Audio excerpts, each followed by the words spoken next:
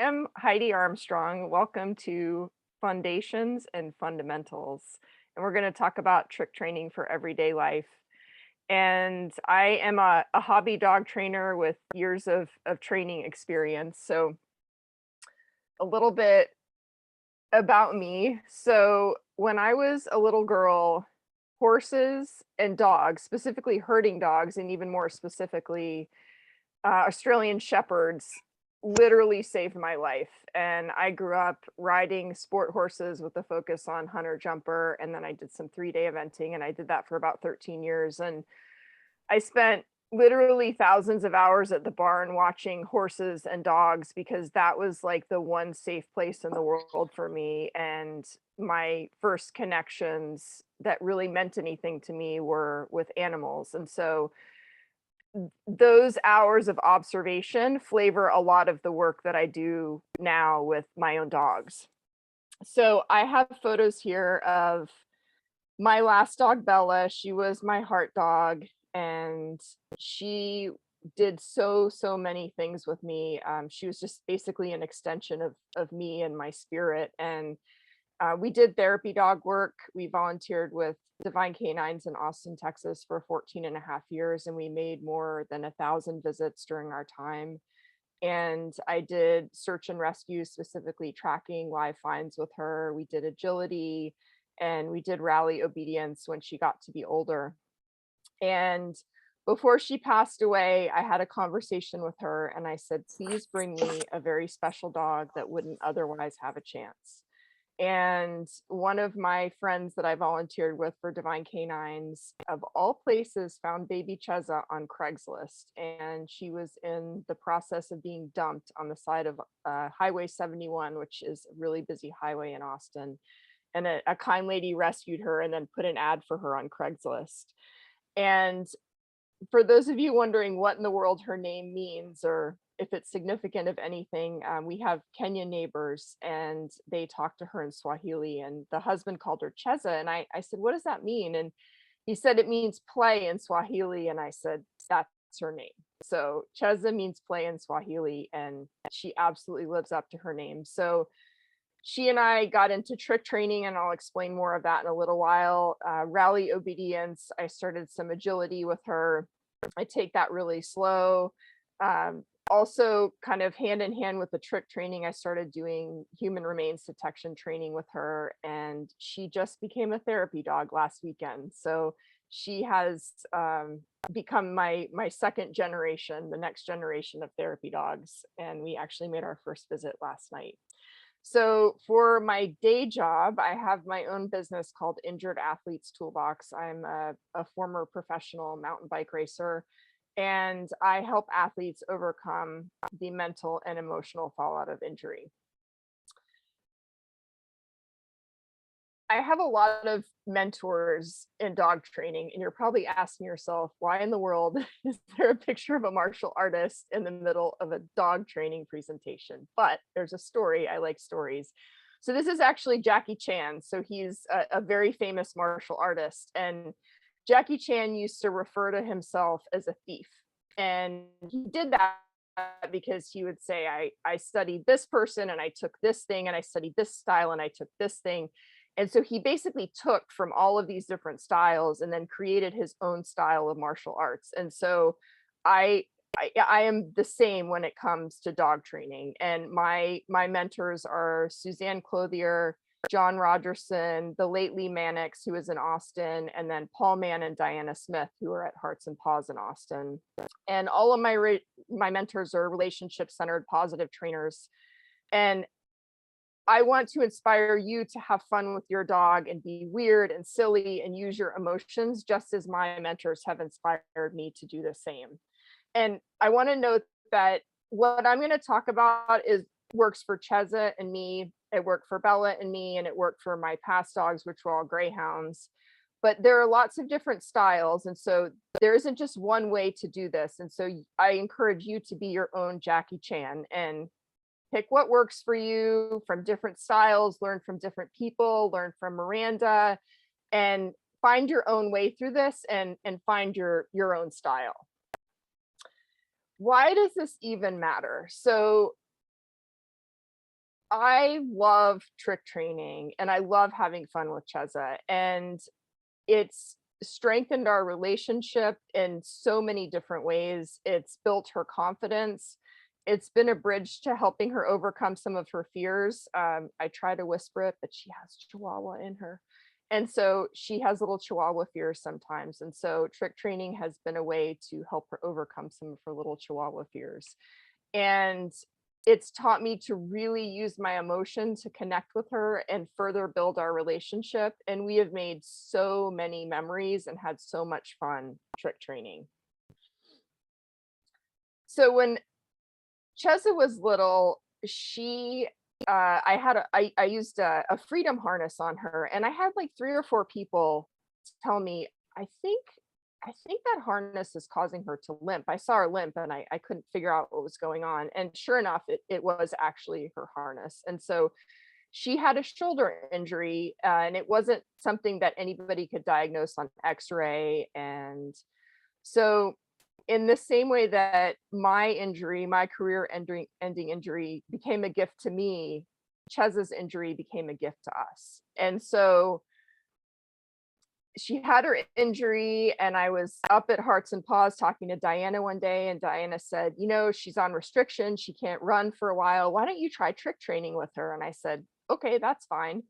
And then this is a photo of my friend Ken Bain, and I went to see Ken weekly with baby Cheza to get her used to the car and being handled and stuff like that. And Ken said, why don't you start clicker training her? And I had always used verbal praise with my past dogs, and I was like, okay, teach me how to use a clicker. And so he did. And then I decided to just add my own flavor to it. And there was something about the mechanical reward of click, good, click, good, click, good, that just didn't feel right to me. And in the same way, if I just solved like some Mensa problem or really difficult math problem and someone handed me a raisin as a reward, I'd be pretty pissed. And so I decided to add my own flavor to the clicker, which is emotion. And I'll talk more about that in a little while. So trick training was part of it, but I had this little herdy baby dog who couldn't have zoomies, and she couldn't be off a leash, and she's mostly cattle dog, so she has a lot of drive and a lot of energy. And I felt like I was up a creek until I found trick training. And so these are some things that I did with her that I think enriched and enhanced our trick training. So your recycling bin is full of all kinds of really fun stuff for dogs. Milk cartons, egg cartons, boxes. And I took stuff out of the recycling bin, threw it all over the floor, and let her have a go at it. It was all supervised. And the second thing I did was I kind of made the house pretty cluttered. Like, this is a picture of maybe 20% of the clutter that was in our living room, but there was stuff all over the place. And so that allowed her to have fun. It helped her with enrichment. And I always supervised her. And the other thing I did was I had everything accessible. So I had treats accessible. I had different kinds of balance things accessible. And I left props out. I left out a Bosu, a balance disc, a fit paws bone, and a small little platform for her to explore so that I could have behaviors to watch and then to mark with the clicker. And use common sense here. If you have a dog that's eating drywall, don't leave things out in your house. Make it safe for you. But for Cheza and me, it worked really well. And then another thing I did was I started Suzanne Clothier's puppy politeness poker. And I don't want to go too far into the weeds about it. I'll talk a little bit about it in a few slides, but it's a way to use emotion for your dog to get what they want. So I started doing that. And then I started doing lots of short training sessions with her, sitting on the floor, watching her climb over all this stuff. Like, is she going to grab a milk carton and hang on to it for 3 or 4 seconds? Well, that's the beginning of hold. Is she going to take something and bring it back to me? Well, that's the beginning of a retrieve. And so I just started watching her, kind of like I did with the horses and dogs in the barn, and I started marking behaviors that I saw with a clicker.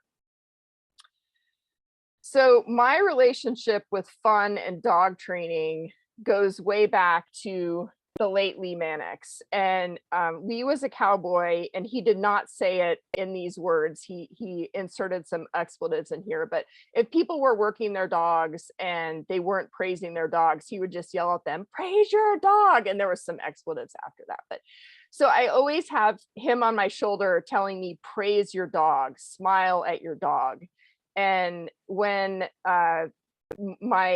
the people that I used to train with there, when we would go to agility shows, we were all a pretty introverted group of people, but we were the loudest people at the dog shows. We were always screaming and having fun, and like screaming in a good way, like praising our dogs. And we had really, really happy dogs in the ring, and dogs that would wag, dogs that would have fun, dogs that really wanted to work with us. And when I work with Cheza, I don't look at it as training, because I think in some people's mind that makes it kind of a burden. I see it as playing with her with no expectations. And then I use the clicker, as I said, to mark unexpected or fun behaviors that I want to see more of. And I believe that expectations create friction, and then friction steals our joy. And so I just look at it as play. And I think letting go of our expectations when we're training creates a space for learning to happen, and it allows us to keep the joy in the play with our dogs. And then the playing promotes creativity, and then your dog offering more fun behaviors, which you can reinforce, turn into a trick. And then it just becomes a cycle, and it just kind of feeds on itself. It just is self-reinforcing, basically. My mindset is focused on what I can learn rather than what I can accomplish. And that's probably rearranging the furniture in a lot of people's heads. And that kind of goes back to my injury and being disabled, and just having a very different set of expectations out of life. And I believe that every day is a school day. And so I'm curious, and I want to learn, and I kind of push the failures aside. And I train in very thin slices. So like, when you go to the deli and you order meat and it's so thin that it falls apart. So I train that way. So what I mean by that is that I'm not going to ask my dog, and I'll do a little demo of this later, to stand on my feet without going through months of training and many, many, many, many, many small steps to get there. So think in thin slices so that your dog can be successful. And when they're successful, they'll want to do more. And then listen to your dog. If they don't understand, if they're staring at you like, I don't get it, or they offer you a different behavior, then back up a slice or 3 slices or 4 slices to make them successful.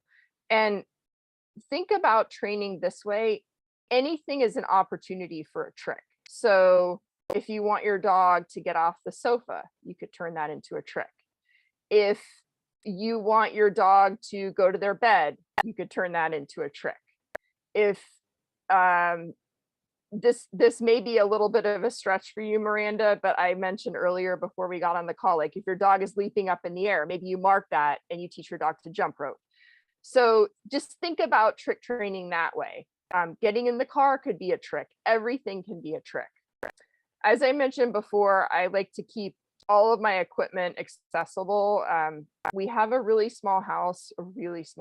And so our entire living room is like, it's kind of like an orthopedic injury waiting to happen, but we've gotten used to it, and it's just the 2 of us. This photo, I call it my marker board coach. So I have a marker board of all of the things that I want to do with Cheza. And then I have at the top in pink, I have more kind of everyday life skills that I want to teach her, because she's still really young. And then in the bottom, I have some goals and some specific tricks that I want to teach her. And then I take each trick and I break it down into really thin slices when I teach her. The other thing is break your treats up into really tiny pieces, like as small as you can manage, so that you're not giving your dog a gigantic treat. So this allows you to uh, do training with them more often and not fill them up and not make their diet like 90% treats and 10% whatever else you feed them. My mentor, John Rogerson, used to say the quickest way to end any behavior is to keep giving the dog the same reward over and over and over again. So make sure that you're varying your rewards in between each training session and even within each training session. And then also remember your dog tells you what is rewarding to them. So is it play? Is it food? Is it scratches? What do they like? Like Cheza loves putting her paws on me and cleaning out my nose and brushing my teeth with her tongue, which is gross, but I don't care. And she loves it a lot. The most important ingredient in your training is emotion. And I feel so, so strongly about this. Every dog responds to emotion. It reinforces every dog. Some dogs it reinforces more than others. And the way I use emotion is a bit unconventional in that it's my primary reinforcer for my dogs. And I learned this from my mentors, especially John Rogerson and Suzanne Clothier. I start using emotion really early on with my dogs. If I'm lucky to get them as puppies, I just start out using emotion with them. And I emphasize it so much such that food becomes a secondary reinforcer for them. And what I do more unconventionally is pair the clicker with an emotional response that I scale based on the difficulty of the behavior I'm training. So if I'll demonstrate this in my living room, but if the dog has just done something really difficult, then I will get on the floor, I'll laugh, I'll let Cheza climb all over me, I'll clap, I'll do all these things that are reinforcing to her rather than just click, treat, click, treat, click, treat. So again, all dogs are different. So make sure that you listen to your dog and your dog will tell you what's rewarding to them.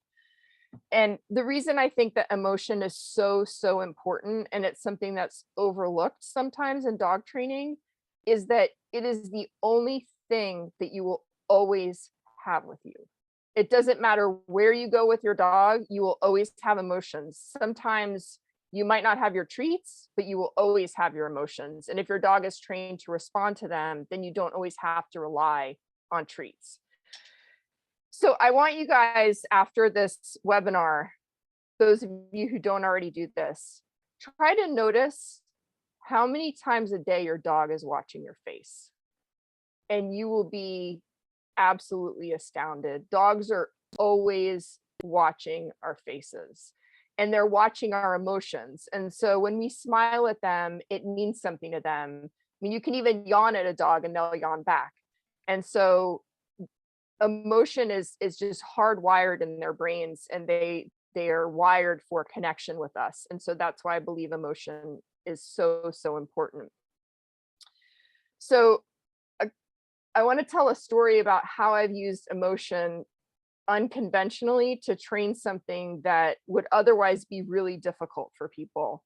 The first story is about an extended downstay exercise. So I was doing this with my dog Bella. It was a 10-minute downstay. She was next to a bunch of other dogs, and we couldn't repeatedly tell the dog, stay, stay, stay, good stay. We just had to go in a downstay. And it was in a huge barn. And something ran across the roof. It had a metal roof, so it sounded kind of like thunder in this barn. And I was reinforcing her stay by just smiling at her and nodding my head and smiling at her and nodding my head. And all the other dogs, when they heard that noise, started to get up, and some of them got up and some of them moved. And all I had to do to Bella was look like I was disgusted with my body language and just stop smiling. And she never got up. She just stayed completely still. Another thing that I've used emotion to teach is, and probably Robert, who's here, who I know from agility, might wonder how this is even possible, but a running contact in agility, which you see on A-frames and dog walks and teeters, is kind of like the holy grail of something to teach your agility dog so that they can keep moving forward and not stop at the end of contacts. And I taught running contacts just by using emotion alone. That's it. No targets, no nothing. It was just my emotion. It was on, it was off. It was on, it was off. And so it's really, really powerful what you can teach a dog with just emotion. So you're probably wondering, okay, how do I start? What should I do here? So I mentioned Suzanne Clothier's puppy politeness poker, and this is a very abbreviated version of this. And if you want to know more about where to find this, feel free to message me. My contact information is in the last slide. So make a list of 5 behaviors your dog can do. Like, is it sit? Is it down? Is it shake? Whatever. Pick a list of 5 real life rewards. So that could be going out in the backyard. It could be playing with another dog. It could be going out the front door and going for a walk. It could be getting in the car.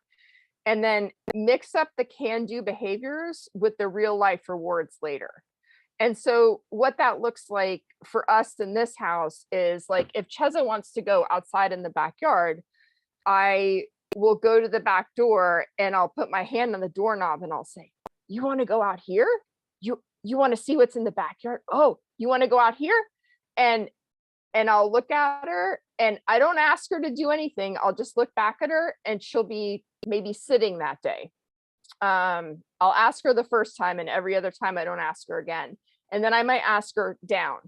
And if she does it, I'll go, "Okay," and I'll open the door and she'll get to go outside. And if she doesn't do it, then I'll say, "Oh, that was a really nice try, but I know you could do better. Try again." And I don't get disgusted. I don't scold her, but she tries again, and only the right answer earns the reward. And so it's, "You want to go out here? Oh, okay. Okay, try again. Oh, you want to go out here?" So it's on, off, on, off.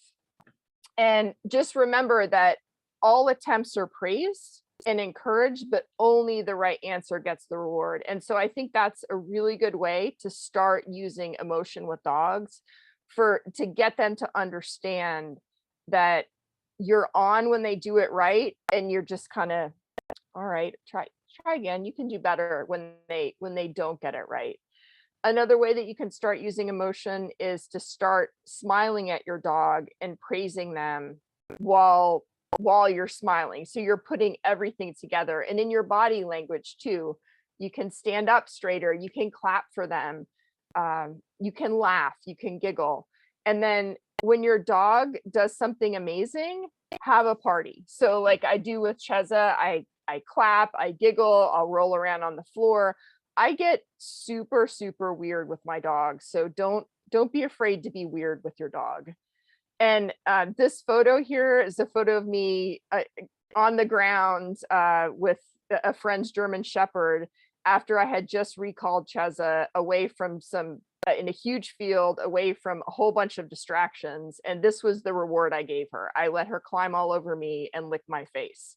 And I didn't have any food on me when I asked her to come to me. I just simply used my emotions.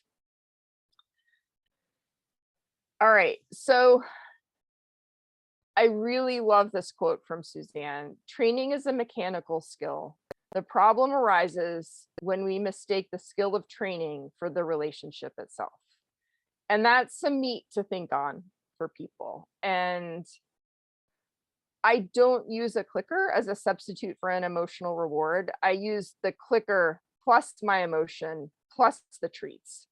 And I don't use the clicker, as I said before, like click, good dog, click, yes, click, good dog. I really try to bring some enthusiasm and some joy into the training session so that Cheza is more engaged with me and wants to keep working with me. All right, so I think what I'd like to do, Miranda, is go out into my living room and show you how I use the clicker with her. Sound okay? Sounds good. Okay. I'm going to stop my video so people don't get dizzy. And then my husband Dan is going to help me with one of the tricks. Okay, so these are just to set the stage. I'm teaching her how to hold things in her mouth, which is one of the most difficult things for a dog to do. And specifically, I want to work on her holding something metal in her mouth. And I want her to ultimately be able to retrieve keys. And dogs don't like to put metal in their mouths. And so I have a metal turkey baster. And so you'll see that I'm going to start, she's seen it once before, but I'm going to start rewarding her when she just gets close to it. I'm going to click. And then if she opens her mouth, I'm going to click. And you'll see me use my emotion with her as I try to get her to hold it just for a really short amount of time. And then the other thing that I want to show you is, Dan will be my assistant for this, is we've been working on a trick called a foot stall. And so we're kind of in an intermediate stage with that, where we put her on a plyo box and have her get on my feet. And so we don't use a clicker for this because it's just logistically too hard to manage all the things at once. But you'll see me use my emotion, and hopefully I won't make you guys deaf. So hold on.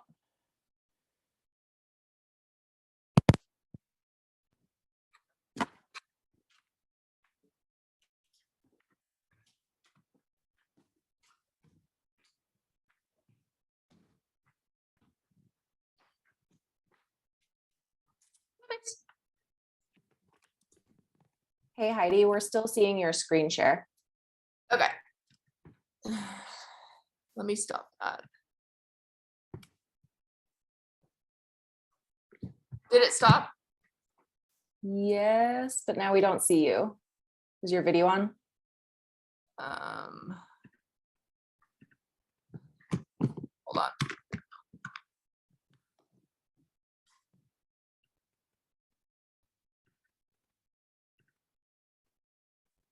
It wants to work. There you go. Okay.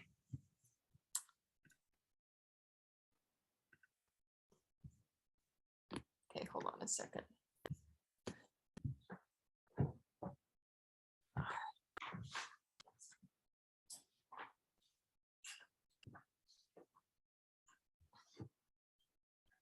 So I'm going to start. Can you hear me okay? Yep, we can hear you. Okay.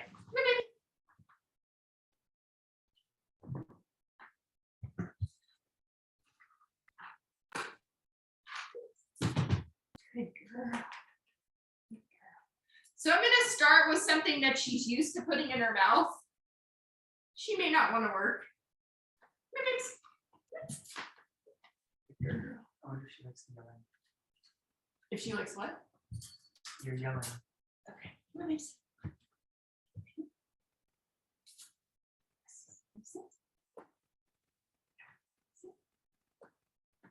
Good girl, you're very good. Girl, good girl. So this is something she's used to putting in her mouth. And I'm going to try this first and see how it works. Good girl, you are so good. Thank you, good girl. Very good.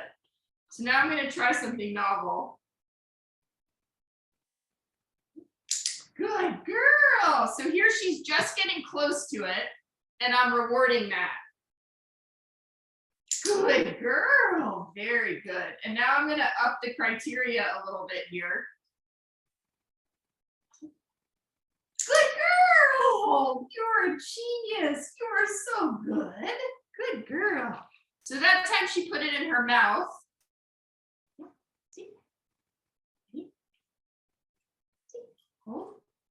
Good girl. Very good. And that time she put it further in her mouth.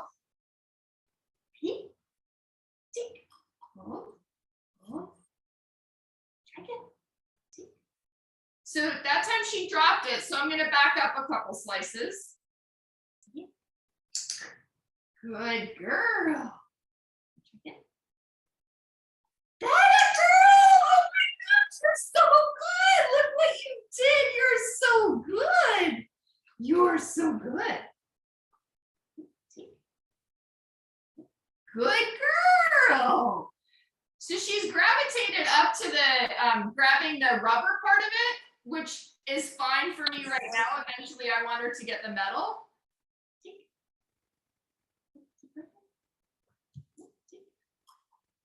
girl, there you go. You're such a good girl. Get it. Good girl. Good girl. All right, listen. Oh, you're so good. Listen. Ready? Good girl! Oh my gosh, look what you did! You're so smart.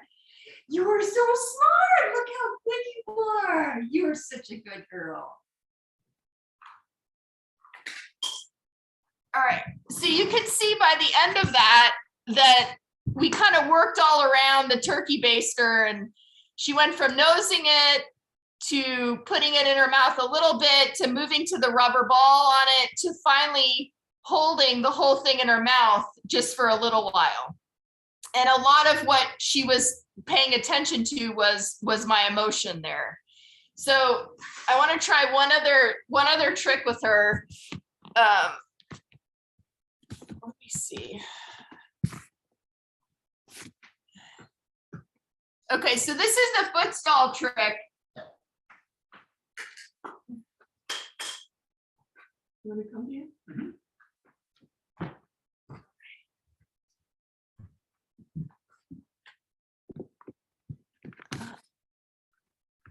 How long do you want her to stay up? Just a little while. Up and up.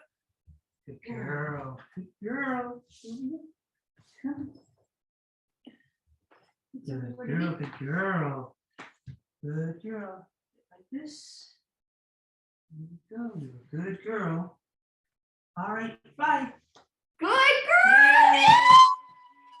You're so good! Girl. You're so good! Good, Oh my gosh, you're so good! Very You're good. so Very good. You sit. You sit. Good girl! Good girl. Good girl! Good girl! Good girl!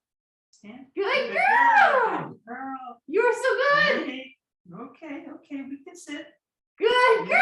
sit. What a Okay. good girl! Stand. Good girl! Good girl. Good girl! Okay. Good stand! Good girl. Good girl! Good girl! Oh, you're so good. Oh, you're so good. Oh, you were very fun. Oh, you're good girl. Good girl. It looks like you're all having a really terrible time. Who needs dentists when you have a puppy that can lick your face? Okay, so I'm gonna go back into the back room. So I'm gonna stop the video and I'll be right back, okay?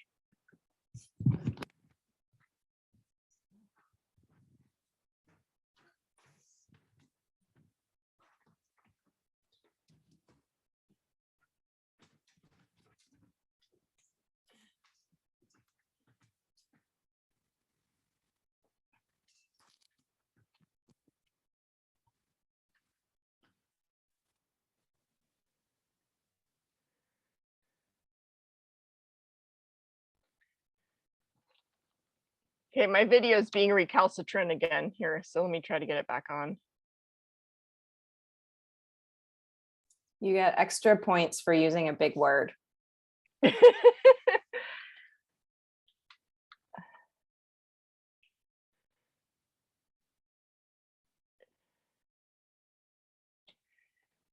may not want to come back on, and I might just use the camera on my computer. Let's see.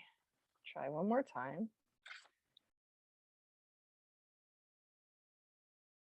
Here you are. Yay, it worked. Perfect. So let me go back to sharing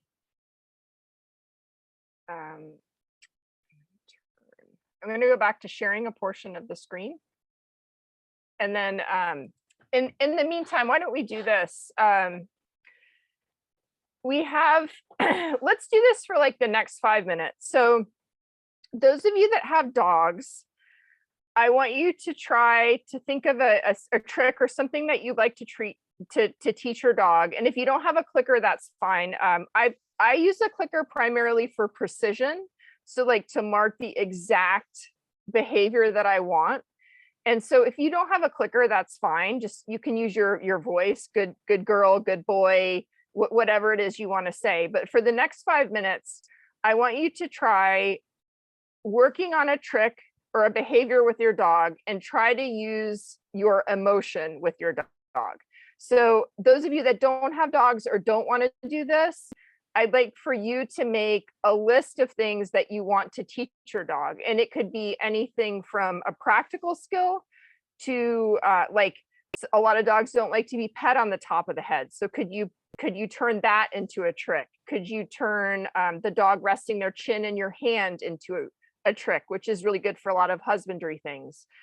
Could you teach your dog to put its head on your lap, something like that? So make a list of things that you want to teach your dog if you don't want to actually train your dog right now. But remember, in this next 5 minutes, to use emotion with your dog and then scale your emotion based on the difficulty of what it is that you're trying to teach your dog. And then when we come back in 5 minutes, I'd like to put in the chat like any questions you have or thoughts that you have, or things that came up when you were working with your dog, or making a list of things that you want to teach your dog.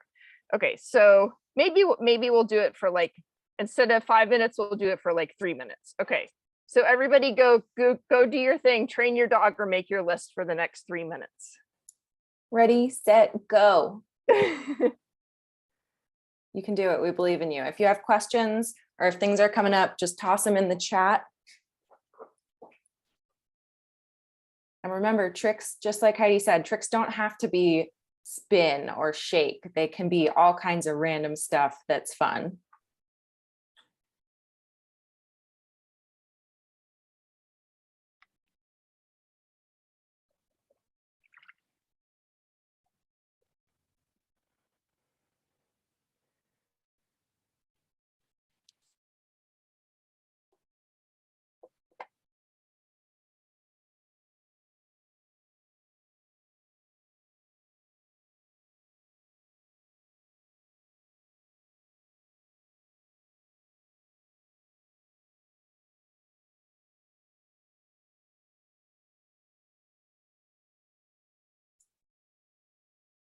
So Heidi, we got the question, what if you have a husky? LOL.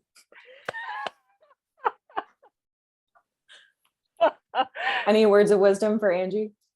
Yeah, I mean, to me, that's kind of like training a sight hound, right?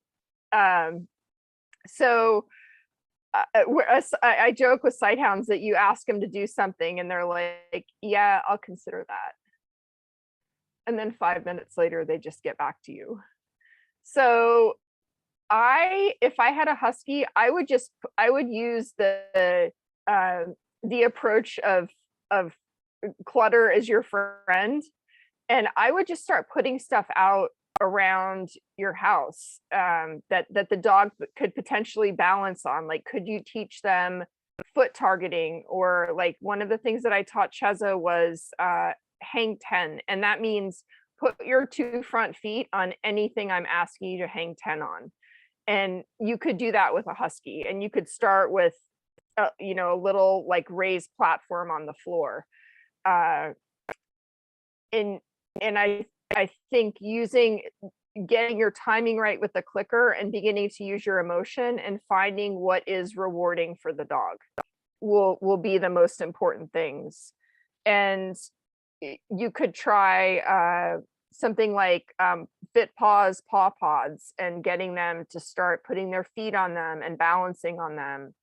Huskies tend to be pretty coordinated dogs, and so I think playing to that would be something that you could work on.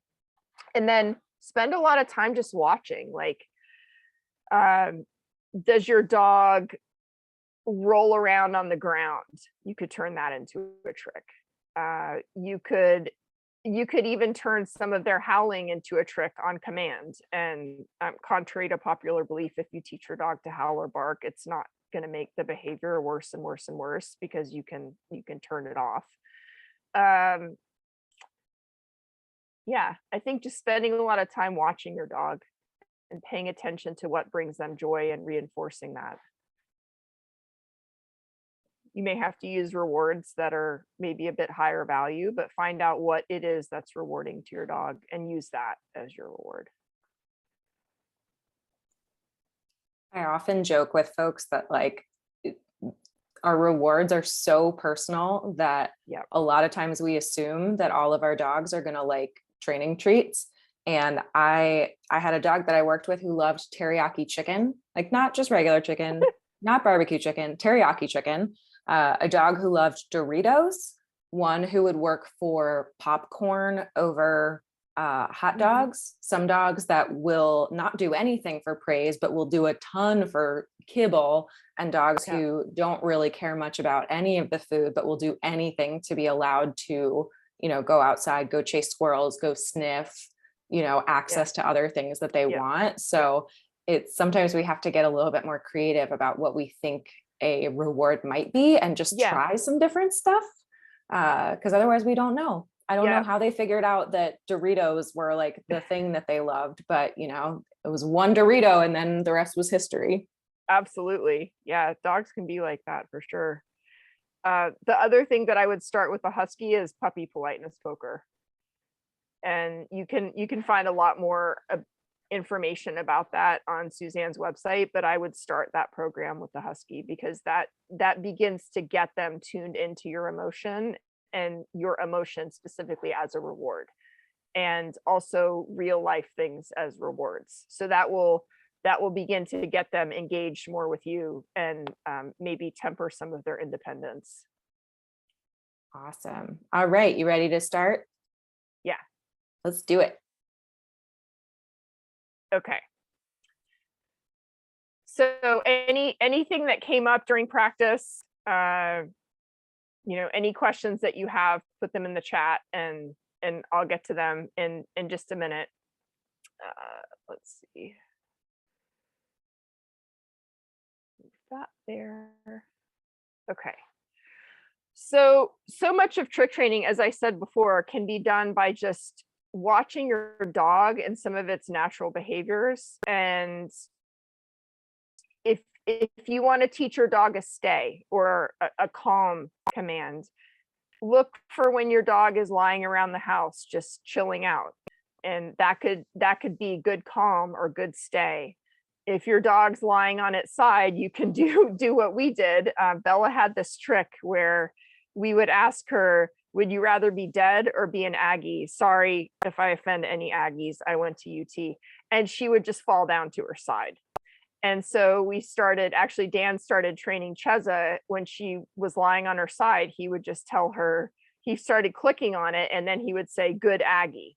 And so now we can say to her, Aggie, and she'll fall to her side. And we haven't added the rest of the words to it yet, but literally anything can be a trick. She does this behavior where she'll rub her head on the ground and keep her butt in the air and walk and spin around in a circle on the ground. And I saw her doing it one day, and I marked that and I turned it into a trick, and I call it break dance. And so she'll do that on command now. I have lots of funny stories about stuff like that. So start noticing the behaviors that your dog is offering around the house. Your dogs are always trying to connect with you. And so this is what you can do to begin to connect with your dogs. And the words "I don't have time" are not in my language. And I strongly believe that, because I think when we have a dog, it is part of our responsibility to take care of them, to fulfill their emotional needs, to train them, to have a healthy relationship with them, and to have a two-way relationship with them. And because trick training is so easy, as I've explained earlier, you don't have to say, I need to set aside 30 minutes to drive somewhere and train this and get this equipment. You have it all right there in your house. And that's another reason why I think just leave things out, make them accessible, embrace the clutter, and try not to have an orthopedic injury, but embrace the clutter so that during a commercial, you could go trick train your dog. If you need to take a break from work because your back's screaming at you, go trick train your dog everywhere you can. And then just be silly with your dog, laugh with your dog, continue having fun with your dog. And one of my agility friends, after the first time I took Bella into the show ring, she got zoomies. And it lasted for like 3 minutes. And I tried not to laugh because that was such a reinforcer to her, but everyone else in the ring was laughing. And so I got her back and I looked at the judge and I just went like this. And he said, well, if you can get her back, then finish. So I finished. And as I was walking out of the ring with her, this woman met me. She opened the gate and she put her hands on my shoulders and she said, you will never remember all of the times that your dog gets it right, but you are always going to remember the silly stuff, the fun stuff, the crazy behaviors. So remember this forever. And I embrace that as a way of life now. And that's one of the reasons that I don't strive for perfection. I just strive for let's just go out and have fun. So your homework from this is to do your own marker board or piece of paper or poster board. So make a list of tricks that you want to teach your dog. It could be everyday life stuff. It could be actual like fun, crazy tricks. Get a clicker, learn how to use the clicker with your emotion, with the treats, and to scale it based on what you're teaching your dog, and just start having fun.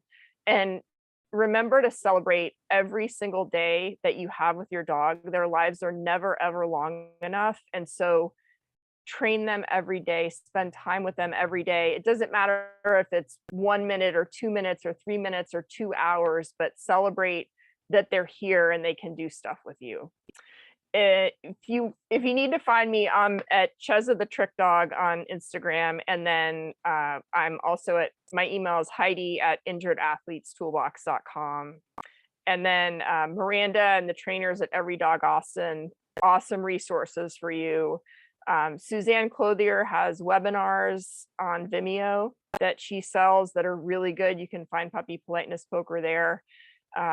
John Rogerson's website has, oh my gosh, a mind-blowingly unbelievable amount of free information on it. Like all of his philosophy and the way that he trains dogs is separated into chapters. It's on his website completely for free, which I can't even believe that's real. This is a photo of my friend Judy, who I volunteered with at Divine Canines. And I mentioned to you that my friend found her on Craigslist. So this is my friend Judy, who found Cheza on Craigslist. And this is a photo from our therapy dog graduation from last week. So thank you all. And I'm happy to answer any questions that you have. So just Miranda, you can let me know what's in the chat.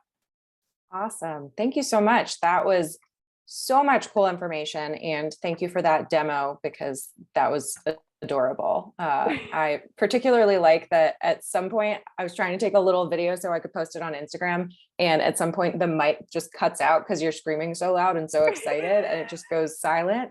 And I feel like those are the times when you know someone's really having a good time.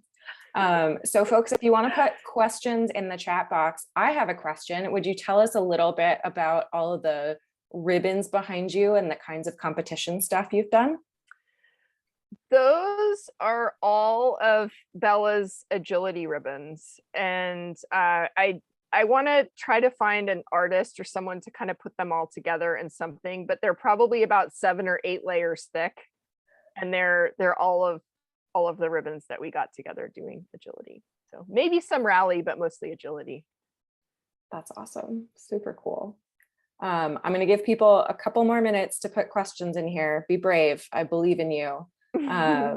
So quick notes, again, this is being recorded, so I will put this on YouTube and send everybody the link tomorrow. We have upcoming cool classes. So we have a confidence building class coming up later this month for pups who are shy or fearful. We have another session of nose work class, which is a great one for dogs who just want to do something fun, or you just need to kind of get out of a rut. So that can be a really good one. And then we have all the rest of our classes on an ongoing basis. I believe that our next webinar is actually Adam Scandarani, and he's going to be talking about doing kind of speaking your dog's love language. So it's kind of getting to know your individual dog and making sure that you're meeting their needs. So that's going to be really exciting. Definitely check out all the different webinars that we have coming up. And if you liked what you heard today and you want to support what we're doing, donations are greatly appreciated. We do have a couple more questions. Somebody said, do you give your dog a verbal command, wait for behavior, then reward each time? If so, how do you create commands and know what to call each trick? That's a really great question. So the way that I do it is she's trained to the clicker and food, reward, and my emotion. And so I'll often observe her, and then I'll click on something that I like, and she might play around and then offer it again, and then I'll click on it. And then like maybe the third or fourth time, then I'll start calling it something. And like the foot stall trick, we call it fly. And at first we didn't call it anything. She has a lot of value for putting her paws on things. And so we just asked her to get on my feet. And then after the third or fourth time, we started calling it fly. The breakdance thing, she did, and then she did it again, and she did again. And every time she did it, I'd start laughing. And so she just kept doing it. And then after the fourth or fifth time, I called it breakdance. And how do I know what to call each trick? I don't know. Who knows? I just come up with stuff. A lot of things we do, it's just happened because we were playing around. I taught her to balance on my arms, and I've been able to stand up with her on my arms. And that happened just because we were playing around and she got on my lap, and she liked being on my lap with her two front feet on one leg and her rear feet on another leg. And so I wait until I see the behavior a few times, and then I call it something. Awesome. And then Melissa had a great reminder for us in here. Such lovely reminders, so inspiring and motivating. My 13-year-old dude in hospice care was the most excited to train tonight. Such a super heartfelt reminder. We always have time until there's no more time. Got to make the most of it. Yeah. Ashley asks, do you have a clicker on you at all times? I don't. I have a clicker when I'm around the house, but what I do have at all times is my emotion. And so I can get her to do stuff without the clicker just fine. Because it's clicker plus emotions plus food. But probably the emotions is the most rewarding to her, followed by food, followed by clicker. And if you don't have a clicker and your dog's really into clickers and that's how they like to be rewarded, you can always make a clicking noise yourself. You can teach them that too. Yep. Awesome. Okay. I think that is all of the questions. So unless something else pops up in the chat box, thank you all so much for being here. We really appreciate it. And Heidi, thank you so much for sharing with us. If you're not already following Cheza the Trick Dog on Instagram, you should definitely be doing that. And if you have any questions for Heidi, definitely feel free to reach out at that email. If there's anything you need from us, if you have questions about upcoming webinars, or you want to reach out to us about financial assistance, things like that, just let us know. We are always available, and we're on Instagram as well. So we posted a couple videos of the foot stall trick earlier. It was very, very cute. But thank you all so much for being here tonight. We really appreciate you, and have a great rest of your evening. Thank you, Miranda. Bye. Bye.